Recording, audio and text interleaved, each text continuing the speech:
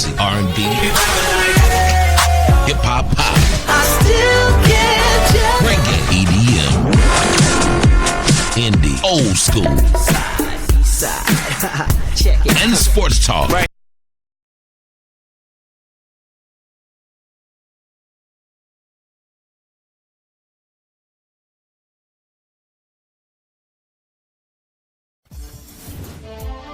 Powered by Celebrity Media TV. Hello everybody, it's your girls. Let's get personal with Latonya and Ray. Powered by World Star Hit Radio and Celebrity Media TV. Hi. Hey everybody, we hope you all are having a wonderful day out there. We are so excited. We are here at the beautiful Dr. Diane Adoma's home, and you guys, she got something to say, and we need you guys to listen and support. Hello everyone out there. I am Dr. Diane Daniels Adoma, and I'm a candidate for mayor for the city of Stonecrest. First of all, I want to thank these wonderful ladies for coming out today to get my side of the story. Yes. Welcome to the New View.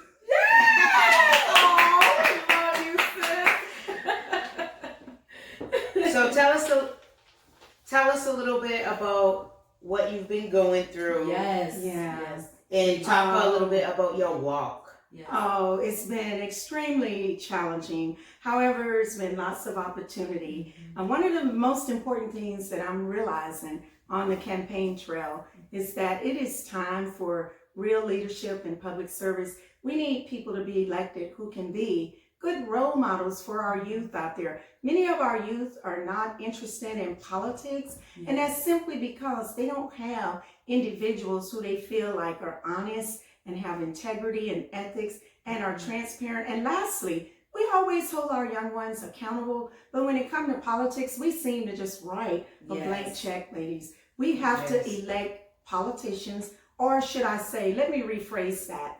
We have to elect public servants, people who really truly care about the community, and people who will stand up and be the change that they want to see in the world, just like Mahatma Gandhi. Wow. Excellent answer. And you know what, Dr. Diane, what I want to know is, I know a lot of people have seen you on the news, listened to you on the radio, and they would never understand a great woman of your caliber, the lows, the downs, the ups, you know, and the down, up, lows that you go through. So I want you to explain to people, what has it been like walking in this walk? Thank you so much for that question. Well, first of all, it has been an eye-opener for me.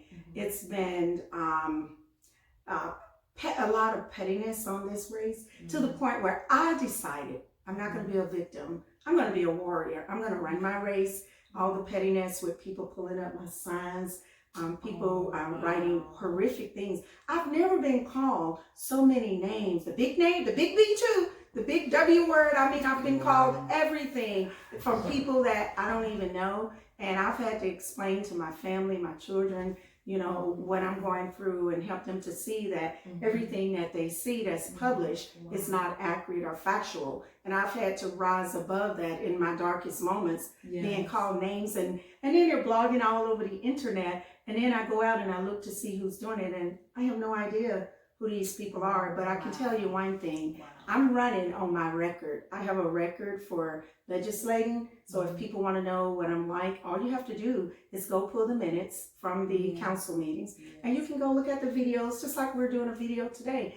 And we have to educate our people to get the facts. So oftentimes people vote on their emotions. And that is why we get, ladies, this is why we get incompetent people in office. And this is how we get leaders who don't really care about the masses. Because we're voting, we have an emotional moment, and we go down and we cast a vote. So often we don't do what did they used to say a long time ago? If you want one of us not to find something, you put it in a book. Well, you know, it's kind of interesting because people will vote for candidates for the craziest reasons. I mean, I kid you not. I'm like, why are you voting for that person? Oh, because their dad did my yard for me. Okay, I'm serious.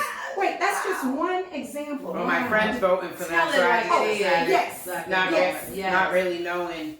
And you know, what you're saying is really important about the struggle that you had to go through, but what kept you going even though you had to go through all those hard times? Yes. Oh, good question.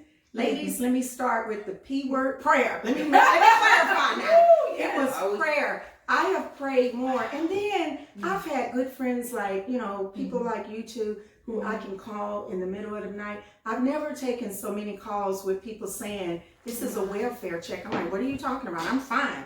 You know, but this is what I've been, because people will watch the news and they'll look at TV. And then, you know, remember, I was the first mayor pro tem for the city of Stonecrest. Yes. And the attorneys gave an opinion publicly that I had 2 years in that position. They voted, and one of the council people said, we don't care what the opinion is. Yeah. We're going to vote tonight, and they voted. That was step number one. Wow.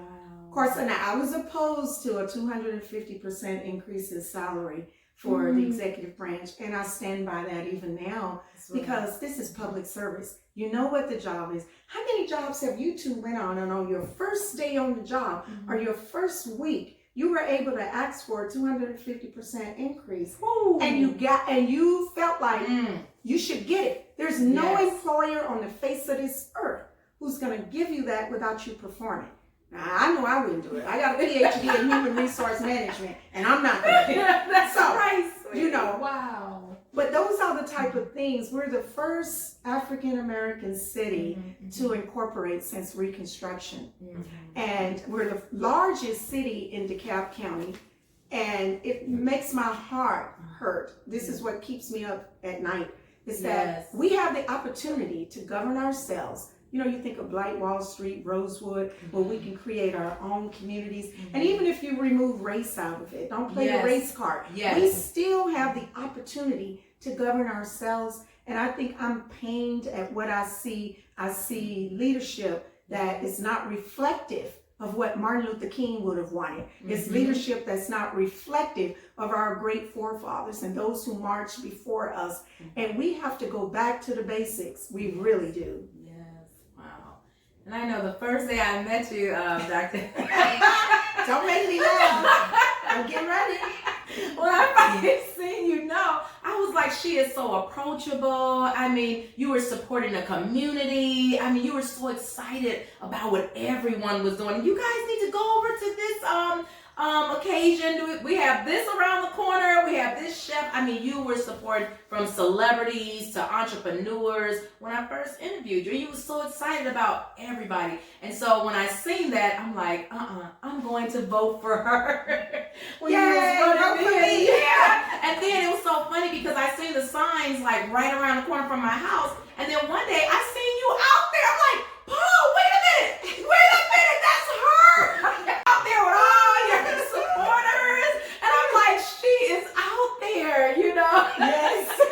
In the community, and she's putting in work. So you're not just saying that. I mean, you really did that, you know? Yes, you were out there. I seen you. See, I have witnesses. Vote for me, I'm working. When you're running for office, I like to consider it as being like a journey, ladies. You know, because, or like a train ride. You know how if you get on MARTA, the train stops, some people get on, some people get off. But when you're running an election, there are some days when some people are with you, some aren't. And then there are some that ride that train all the way to the end. And I call them my road warriors because they're always there. But you have to what you have to learn to do is rise above and realize that God put people in your life for a reason. So when they come in, they do what needs to be done by God, and then they get off the train at the next stop because he got another assignment for them. And so I never get upset. But what I'm learning is that this journey is teaching me so much about character. Because when people call you names, you have you got some choices. You can call them a name back. You can go in there, get your hammer and knock. I did not say that. Now let's go back to reality. Well, you can do nothing. It's always an option, right? Or you can pray about it, or then you can let it make you a better person. So what I've done, I've chosen to let my detractors make me a better person. Yes. You know? Yes, I love it. And let the children see, you know, that there are leaders who will actually, you know, role model and be the person that they need to be, so that our young people will once again want to enter into public service. When Martin Luther King was in public service, he served for a reason with an objective. He didn't serve and say, you know, you got to give me a $10,000 increase per month. He served because he knew it was good for America, not just good for blacks. It was good for all America. Change, yes. Wow. Oh my goodness. And the kids really need that right now, because we're losing that with the children. They don't really know about politics. Like my kids, they don't vote. And that's bad. A lot of them don't. They feel like they can't be heard. Right. Is what it is. So it's really important what you're doing. It's beautiful to see that you're, like she said, you're not just talking it, you're walking it. Yes, she is. She had no clue. I was just a bystander going on, you know, and seeing her out there in the community. It's the truth. It's the truth. And I know, okay, so back to a question that I have. The Constitution states that you have to vacate your seat immediately. Yes. So why did you refuse to vacate without a court order? You know, thank you so much for that question, because I've been itching to... She's itching. But that's not your Get it out. Okay, all right. As I said, I've been itching to get it out. So now, let me explain, and thank you so much, my sister, for that question. But that same Constitution, I think what is most disturbing to me is that if we're going to follow the law, ladies, we have to follow the entire Constitution. Wow. And that same Constitution, if you look at Title 45, it outlines the process for vacating a seat. So yes, the Constitution does say that you have to vacate your seat. And I believe in following the law. I want every young person out there to know that it's important to follow the law, but it is also important to challenge the law if you think the law has been unfair to you. And that is why we have our freedoms today, because many people have challenged the law. And guess what? We're still challenging it. But now let me answer the question direct. Yes, the Constitution did say that I was supposed to vacate my seat immediately. But I think what's disturbing, that same Constitution in Title 45, it outlines the process for vacating a seat in the state of Georgia. So if you're going to quote the Georgia law for resigning the seat, then you have to also abide by the Georgia law that says, okay, when the seat is vacated, here are the steps that you take. So the step that you take is the seat is only immediately vacated when the person dies. I'm not dead, y'all. I'm here. She's well alive. Hello. I'm here. Okay, and it's not Halloween yet. So I am alive. Second, you have to have a final felony conviction. I'm not convicted, y'all. I'm sitting here talking to them. You don't see me in an orange jumpsuit. Oh, wait. No shackles. Wait a minute. Okay. Nothing there. Or it said you have to give a 10-day letter of resignation. I didn't do any of them. And so because of that, I was supposed to have 10 days to vacate my seat. Now, what had me in tears that day is I had the opportunity to really build character, because the minute I signed that paperwork to run for the mayoral seat, they immediately locked me out of my email, my telephone, my everything. I mean, it was like just being evicted. If you know what the word evicted is, I was evicted from my office. I never got the 10 days to vacate. But even despite that, I chose to take the high road. Like they say, when they go low, you go high. So I decided to go ahead and vacate the seat despite not getting the 10 days. But let's get the story straight. Come on. I had 10 days to vacate the seat. I didn't get any. Can y'all count? 1, 2, 3, 4, 5, 6, 7, 8, 9. 10 days, I didn't get it. But you know what? I said the way to vindicate yourself is get out there and work hard and work for the seat that you're running for. That's a better use of my time than fighting in the courts. Wow, I love it. I love it. Oh my Great gosh. answer. Great answer. We're so proud of you. Because people wanted to know that. Yes. Yeah, they that did. needed Yes. to be said. They Because did, right? Yes. definitely people wanted to know that. Yeah. We fighting over the We're microphone. fighting over the mic. Wow. Who's I'm next? really enjoying myself. Okay, again, Dr. I love her sense of humor. You know what I mean? That's beautiful to have someone like that, honestly. So I do understand someone placed a political sign, okay, stating that you are Republican. Why did you switch parties? That's another really, really good question. First of all, if I'm elected the next mayor of the city of Stonecrest, I will be the mayor for all the people in the city of Stonecrest. Not just those who vote for me and not just those who are of the same political party, but in our seats, we are nonpartisan. So nonpartisan means when you go to the polls, you will not be able to put D or R behind your name. Also, when you are running for office, if you put D or R behind your name, you're violating the state campaign advertising laws. And that can cost you a fine and maybe even jail term. So when someone placed political signs out there and used my name and used the logo for a political party and used the name of a political party, they were violating the state laws. And when it calls for concern. My voter registration is public. I've been a registered Democrat for 29 years, probably longer than that, but I can go back 29 years. But in this particular seat, I'm proud of the opportunity to represent all the people, because if you really think about it, Martin Luther King would not have accomplished what he accomplished without a handful of people from other parties. That's what's wrong with Washington. We need people who can reach across the line and be able to work together for the benefit of who? All Americans. And we've gotten away from that. Everything is not an extreme blue or red. There's lots of people out here in the middle, and they're very disturbed about the extreme. Now, democracy, when it's working at its best, you're supposed to have red, blue, and then some that are pulling back and forth, like that middle ground. Right now, we've gotten so far away. We got extreme red, extreme blue, but everything is not red or blue. There's some things in the middle. And so we have to find a delicate balance so that we can protect the health and the well-being of the American people. Oh, wow. Wow. Wow. Shades That's of gray. Yes. There's always shades of gray.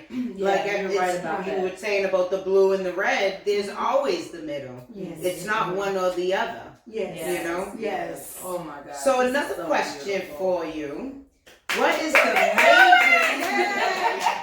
I'm getting points. There's nothing to it. You can do it. The new TV show. We got She's some with your good ones. girls. Yes. Yes. Oh my So goodness. what is the major difference between your leadership style and your opponent's? Yes. How long can I talk? You can keep going. Yeah. Okay. All right. But one of the biggest differences, and I hope all the young people out there listening to this, is because I want the young people to know how to lead. Leadership by bullying is never ever acceptable. Bullying is actually a form of domestic violence. So that's one of the biggest differences with my leadership. I'm not going to lead by bullying. I'm going to respect all the council members, all the political parties, all the different religions, all the genders, all the whoever you are. If you're different, I'm not going to stereotype you. I'm going to meet with anyone who wants to meet with me to talk about something that's for the good of the city of Stonecrest. Second, I'm going to lead by managing your money well. I promise you, I'm not going to ask for a 250% salary increase on the first day of the job. I promise you, I won't do that. And third, I'm going to make sure that I'm a good steward over the people's money. I don't know about you all, but there were lots of promises made. And when we became a city, we were promised that we were going to be better. We were promised that now we break away from the county, we can run our own lives, we can make better laws and policies. And from door knocking and going canvassing, what I'm hearing, and my team can attest to this as a testimony, people are saying, we got hoodwinked, we don't feel like we got what we deserve. And I said, is the quality of your life better? And most of them have said no. I don't have to ask them anything. Some of them meet me in the yard and say, oh my God, I'm glad you're running. We want some new leadership because we didn't get what we wanted. One of the things we were promised was that there would be no new taxes. Remember when Reagan said, read my lips? There would be no new taxes. But we got new taxes on the franchise fees. And for an elderly person or somebody on a fixed income, if you take 5% on every utility bill and you add it up, that's food on the table, that's gas in their tank, or that's a motor card for them. So don't be misled. If we were promised no new taxes, that's what it should have been. And then the second is that we have been seeing people property taxes go up as well, and that's what causes gentrification. People come in and they can buy your homes for little or nothing because you're not educated on what all your options are. So if elected mayor, one thing I want to do is work with the DeKalb Realtors Association to make sure everybody understands, you know, what it takes to buy a home, but more important, what it is that they need to know before they go give their home away. Maybe they have some options. Maybe they don't have to, because land is the one thing that we only have so much of it. And even now, some of the water is eroding the land. So if you own land and property, that's important to create wealth. So I'm going to make sure that every citizen in Stonecrest understand their options, whether they choose to do it or not. Let me give a good example on this. If someone wake up and they lose a job, or they find out they got a major health challenge like cancer or something that requires a lot of resources, you got a house with equity in it. So you might run out and sell that house for little or nothing because you need $20,000 to get your chemo treatment. So what I want to see is them be able to go through a program to give them all their options. And then at the end of that, if that's what they choose to do, so be it. But don't make a decision for lack of knowledge and lack of information. We have to keep our property, and we have to try to put as many people as possible into a quality home. Wow. Oh my gosh. You are amazing. You are amazing. I like y'all. We like you too. We love you, girl. No, so Dr. Adoma, so if you become mayor, how do you plan to bring new businesses and development to the city of Stonecrest? Because so many have promised different things, but we see a lot of businesses are moving out. So please enlighten me on that one. Thank you for that question. Well, the first thing that I've been doing since I've been in this position, when I was the councilwoman, is I'm the only one on the council who's had the advanced training with the Georgia Municipal Association. Okay. As a new legislator, just like any other new job, don't you have to go through the proper training so you can learn how to do your job? So I'm the only one who's went through the advanced training. Wow. Number two, I'm the only one that was nominated and accepted into the Georgia Economic Development Academy. Hey, I graduate next month. So I'm rubbing shoulders with all the key players and influencers in the state of Georgia who are anxious, some of them, to do business with the city of Stonecrest. Wow. Number three, I think you got to set the example, right? If you want to bring in businesses. So I'm a small business owner, and I've owned, in my previous life, my ex-husband and I owned all the H&R blocks in Rockdale County, so I know how to run franchises. And I'm a woman-owned small business. I am also Hub Zone certified, and I'll talk more about that later. Yes, you will. I'm a USDA farmer, so I can do my gosh. Yeah. That's why she stays so fit and coming back on that. I like to play in the dirt too sometimes. But I clean up for this. I cleaned up for the interview. She's always looking so pretty. And so one of the first things I'm going to do to try to attract millennials and some of the younger people is I'd like to, and I'm working with people now, to bring in a data center. Whoever control your data today, they control you. And so technology, I want to build an innovative technology, a digital city, working with all the different key players in communications, and be able to have where people can, and those jobs pay. I don't know if you go Google one now, like biometrics or something. Yes, I've heard of that. And we have the cyber training place down in Augusta and in Columbus. And the state of Georgia have actually listed cyber security and cyber training and innovation and technology as one of the key elements of where they're going to be putting a lot of money and resources. And so the number one revenue generator in Georgia is agriculture, believe it or not. I'm working with a manufacturer now who's looking for a location. I hope he chooses Stonecrest. Wow. The number two revenue generator, and I love this one because many people don't know this, we have Arabia Mountain, you all. Arabia Mountain is a 400 million year old mountain. People walk and hike it. People come from all over the state to walk it and hike it, and we don't sell them even a bottle of water. Opportunity for tourism.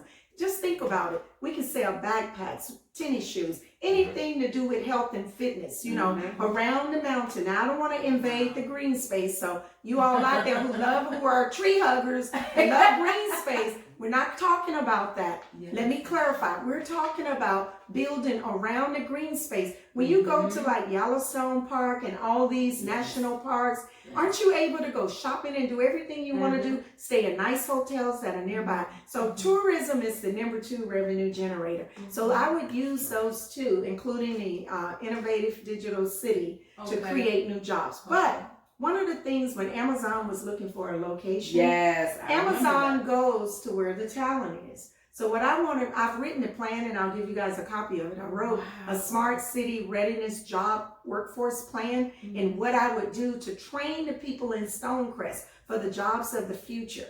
So when you have a trained workforce, the employers do what? They come. Because they say there's a pool of people in Stonecrest that are ready to work these technology jobs. So that's what I'm going to do. And I'm day one ready. I'm already working with the key players. Long answer, but I love it. I am going to transform Stonecrest into a city that to be reckoned with. Ah, I love that. So did you hear about what's his name? Wesley Snipes? I did. Yeah, he supposed to came to Latonya to about some land or something like that. I was just gonna say, so are you gonna be ready when everybody moves to Stonecrest? Are you gonna have those houses and everything ready? Because everybody's gonna come and want to live in Stonecrest. Oh, girl. Beam me up, Scotty. We are going to be ready, ladies.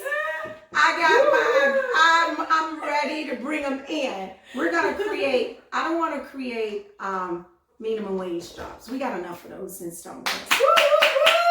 We need some high paying jobs. Anytime you work an 8 hour a week job, 8 hour a day, 40 hour a week job, and you can't pay your rent, that's a problem. So that means we need to create jobs where if I work 40 hours, 40 hours should pay my rent or my mortgage. It should put a little gas in the car, a little food, you know, may not have steak and potato, but 40 hours a week and you're tired, it should put it should at least pay the rent and a few other things. Come on, yes, come through, yes. You gotta vote for me. We need that. Yes. Vote. Vote like your life depends on it. So when can they vote? Oh my God. Early voting is in progress now. Okay. You can vote every day, Monday through Friday, between now and November 1st at 4 different locations. But for convenience, if you live in Stonecrest, we have a voting location at the Stonecrest Library at 3123 Klondike Drive. You can vote there. And from 8 o'clock in the morning to 5:30, Monday through Friday, between now and November 1st. I repeated that because I wanted people to know it. Yes. Then on November 5th, remember, showdown. If you want them high paid jobs, right, ladies? They not going to come if you stay at home. Yes. So, even if it rains, come on out. And afterwards, I want y'all to join me for a showdown election night party. Yeah, we going to party. So come on out and vote for Diane Adoma. You got 3 choices, but I am the best choice. Oh, love it. We love you. We thank you so much. Yes. I mean, this is now. beautiful. Go out and vote. If you don't do it, you never know what could happen. I mean, she's amazing. She's doing things. Yes, she is. You have to go vote. I want to vote, and I don't even live in there. I gotta go. No, one of them houses I'm talking about, we're gonna put her in it. That's So next time she'll be able to vote for me. That's what we're gonna do. That's right. We're gonna move in all my voters. See, she's gonna get those votes. That's right. But we definitely love you. I And love thank y'all you for too. sharing your I love you story. all. Yes, She is amazing. She is amazing. You all are amazing. And you know, you guys, World Star Hit Radio, we only bring the best of the best. Yes. And this is one of the best. Honestly, we're not just saying this because we're here with her, but this is a beautiful young lady inside out. I have seen her in action. I have seen her love others and put others above herself. I have seen that personally, and she didn't know who I was. So yeah, she was doing that with no one. She didn't know who was looking and who was around her, and she was supporting everyone, and that's what I loved, you know.